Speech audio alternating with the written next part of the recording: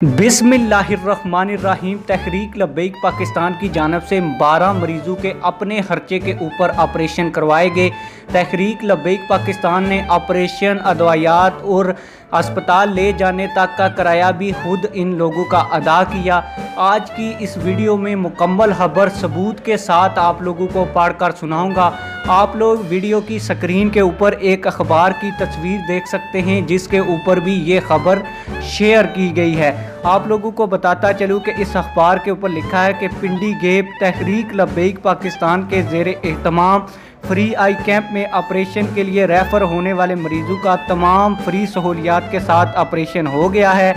तहरीक लब्बैक पाकिस्तान पिंडी gap UC garbi के ज़ेरे एहतमाम 9 दिसंबर 2021 बरोज़ जुमेरात बंगला हाजी गुलाब खान पिंडी gap में फ्री आई कैंप का इनकाद किया गया था, जिसमें चेकअप से लेकर ऑपरेशन तक तमाम सहूलियात फ्री मुहैया की गई थी। जबकि 35 मरीजों को ऑपरेशन के लिए अशफा आई हॉस्पिटल चकवाल में रेफ़र किया गया था। अल्हम्दुलिल्लाह आज जुमेरात को 12 मरीजों का ऑपरेशन हो चुका है।